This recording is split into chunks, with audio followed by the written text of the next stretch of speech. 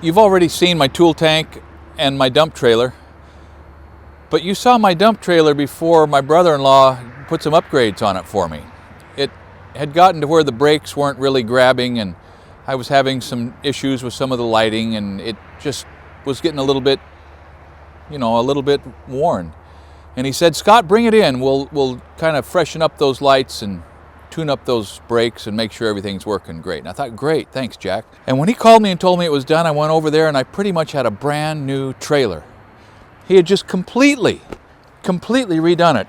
One thing about a trailer, no matter how well constructed it is, it's going to have some maintenance issues. Bearings get tired or at least need to be repacked, and lights, of course, are a deteriorating part of a vehicle that need to be upgraded, and the ground needs to be reestablished, and all of that's very standard. But what's different about a trailer than a truck is that the trailer can be freshened up, and it is a new trailer. It's not like you have a degrading drivetrain or a motor with too many miles on it or anything. As long as you have the frame and the bed and the hitch and everything still is functional, it's functional. It does not depreciate like an automobile does.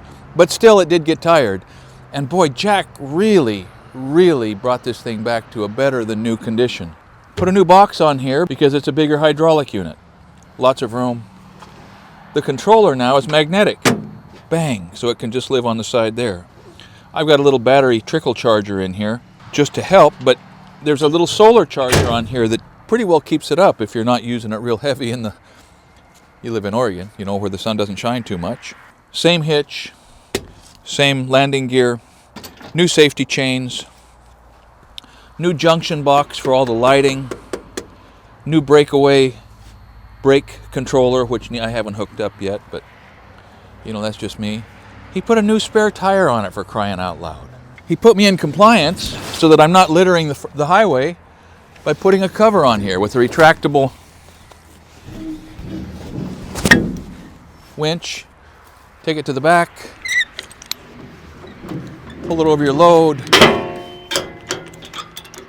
Pretty nice. New stickers, new paint. He put new axles under there with a pressurized, easy access grease zerk on the end so I don't have to tear it apart to grease it. Same fenders, same sidewalls, same bed, same hooks. Yeah, he put the brackets on and put a 2x6 on there. I mentioned to him that it would have been nice to have had 24-inch sides, so he just put 6 inches on the top. It works great. They do a different latch now for, in fact, I haven't even operated this. Oh yeah, so you can do an end dump or a barn door dump. Yeah, so you can spread. I wouldn't try to spread much, but you can at least dump in that way. Here's how that works. New latches. Yeah, LED lights, same configuration. And this is one of the things that Great Northern Trailer does, is they repair trailers. If you've got a trailer by any manufacturer that you want to bring right up to better than new condition, call Jack. It makes a nice set with the truck. I guess one thing that has changed since we toured the truck a couple of years ago is I got a different welder. Got a Miller, picked that up used, doesn't have many hours on it.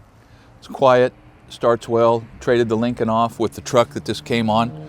We've got a video about that, I think, if you're interested. I made the deal on that old welding truck that this welder was sitting on, and it was a Chevy half-ton with a little shop-built flatbed, and I put that truck in this trailer. A small pickup fits right in that trailer, hauls it nicely. There's a couple maintenance issues showing up on this old girl. I'm going to have to take it into the shop and give her a little tender loving care this winter before the spec house starts thrashing in, probably 5 months.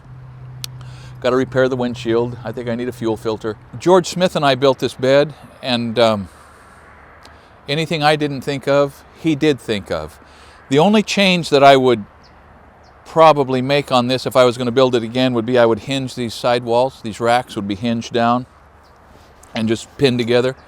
But aside from that, there's no real change that I can think of. When this truck wears out, or I just have to put something that would haul more people on it, if I have to put a crew cab or a club cab, I'm going to have a hard time putting this bed on a 1-ton truck. I might have to go to an F450 or something. I don't know, but I'll probably just run this till one or the other of us dies. On the trailer, At the time, it seemed to make sense to put 18-inch sidewalls on here, and I sometimes wished for 24s, but now with this 2x6 on there, I guess it's just fine. It's just pretty much perfect for a residential and a light commercial contractor. So I'm not the only guy with a work truck, and everybody has a good idea. Everybody has an innovation or a customization that we could all learn from. So if you see or have a work truck that's particularly well suited for a particular task, get it out there. Send a picture on the Facebook account if you want. I mean, I enjoy seeing those pictures and seeing those ideas.